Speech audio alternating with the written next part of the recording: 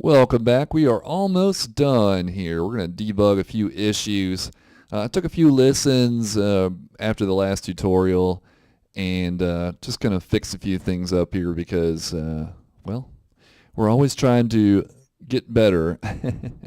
That's what we do.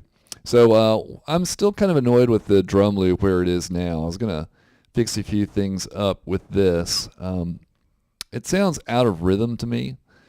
And so I found a few problems here. The transients are a little bit off. So I'm actually going to try to get this here on 1-3 a little bit closer. And I think I was going to stretch out this one here over to here actually.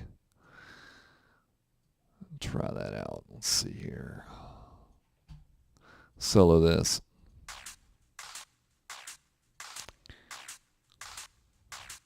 And this particular hit right here is kind of not so great.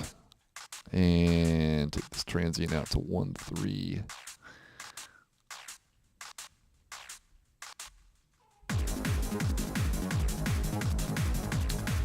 That's already sounded much better to me.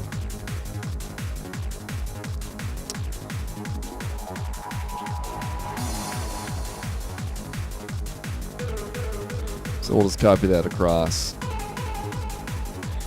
I like it.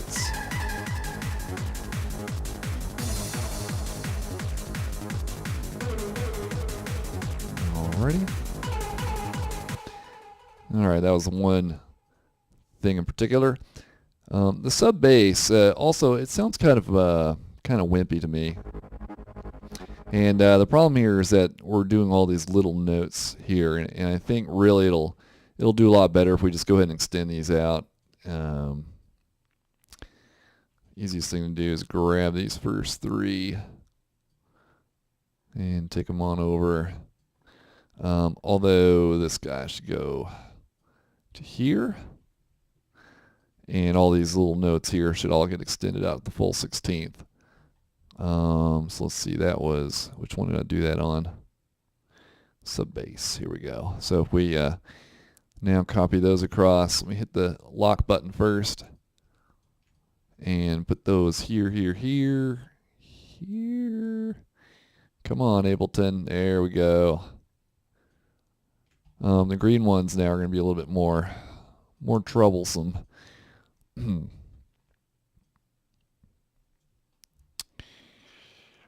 Yes, there's a lot of manually intensive labor here. Grab these over. Come on. Touchy, touchy, touchy. All right, so we should be able to grab those notes and just dump them over here. And take those across. Not too shabby. We're none too worse for the wear here. And then all these other notes sitting out here need to be extended to a full 16th. Press the shift button and apply liberally, and we will get there very soon. Sometimes music making can be a bit of a manual process. All right, extend that out, boom. And let's see, that was this one here. Still, just copy these over. And that'll fix up this, make the sub bass sound quite a bit better actually. That's part of the way there.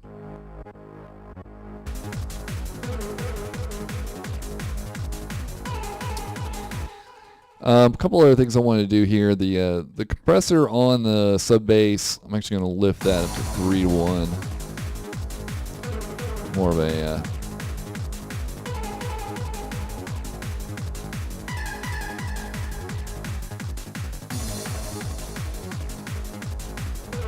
we may have to look at the volumes here soon, but we'll do that during the mix down.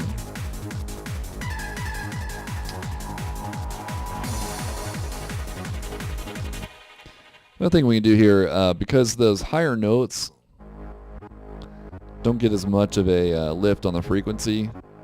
We're going to add a modulation for key follow, but we don't want it full depth. Let's help those high notes come out a little bit better.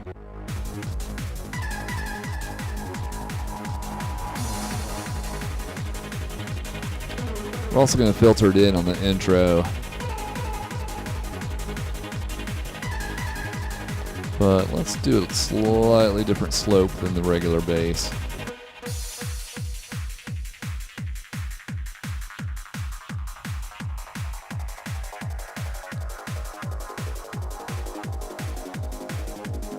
Alright, sounded nice there. It's going to mess a little bit with the intro ARP here. So if you open the Alchemy for intro ARP, had the idea we could have like kind of a cool panning effect here. We already have the bouncing delay, but we're going to add we want to add perform control 1 for the pan on A, and then turn it full left. Same with B here. Control 1 and pull that full left. So if we leave this in the middle, it's about the same as it was before. And we're actually going to add a little bit of automation here. So configure, click on that control, and then group the Alchemy and map that knob over here. We want to change the range here. This will be full left, full right. We're going to do like maybe 0.3 and 0.7, so it'll be a little less harsh. And we will now automate the knob there. So basically, we want it to cross over from the full left of the knob to the full right. Then we want it to come back on the other side here. So that's done like that. And come back again. The effect is very subtle, but it does add a little bit more interest to the song. So that can only be a good thing. So here we go.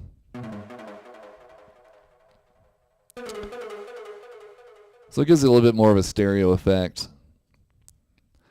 And sounds really nice. So let's copy this over here. A little bit more copying to do. Just take this on over.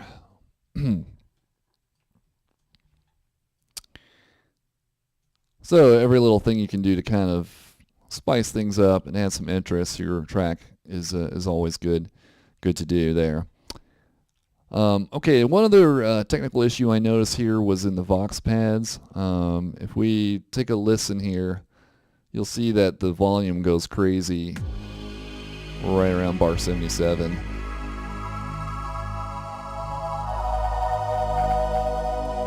So what's happening here is, as this is sweeping through, that resonance is hitting a frequency and just boosting the heck out of it.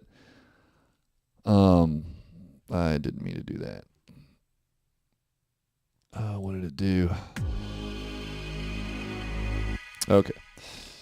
We get another auto filter and hopefully not replace the one that's there. There we go. Switch it over to notch filter, and I found that's about 700 hertz. And pull that Q way up, and it'll really just take out that one offending frequency pretty well.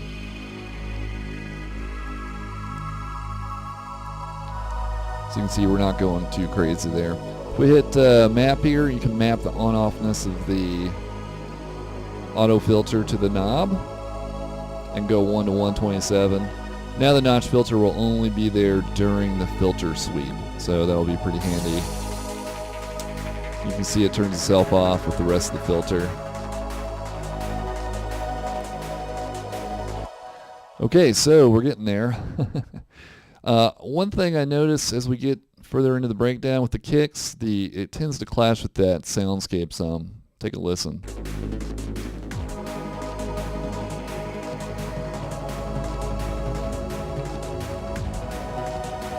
So the kick kind of loses some of its power here in the breakdown. I'm just going to grab the sub-bass's side chain compressor and dump that down on the dark sounds here. And that should take care of that problem. The kick sounds a lot more prominent with that in there.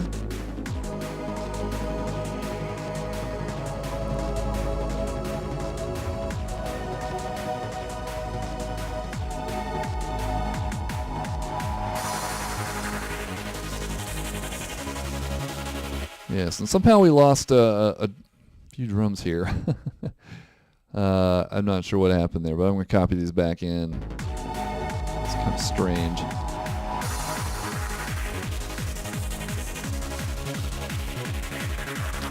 Okay, so the ARP here, the ARP is sounding pretty good, but I wanted to add an auto pan effect here. So if we grab an auto pan and throw it on the ARP, go with a sine wave and just kind of mess around with the controls here. I'm going to go for a rate of 8 bars. We currently have a phaser and a bandpass filter that are going across 4 bars, so we'll try 8 on the auto pan. Maybe do something like this. So now you can see it's kind of moving left to right, adding a little bit more interesting effect here.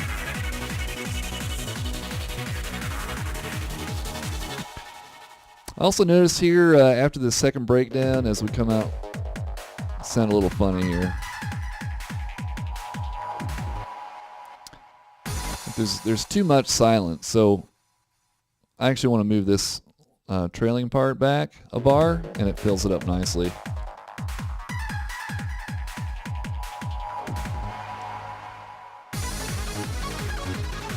I also feel like in the lead, there's too much low frequency.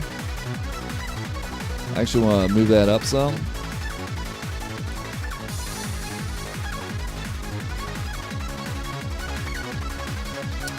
And also I noticed it wasn't really compressing very well, so I'm going to drop the threshold down about 25 or so. It gives us more gain reduction. Kind of brings the lead out a little bit better. And finally, the other bug I noticed in my listen through, this sweep knob really doesn't. The box pads don't really sound too great here. You can barely hear them at all. So if you drop that sweep knob all the way down, it's much better, much more present in the mix. So I know that was a lot of different things to cover in one short tutorial, but hopefully that will kind of clean the mix up some. We'll look at some arrangement enhancements next. And then after that, mix down and mastering. Make sure to hit Control S. Don't lose your work.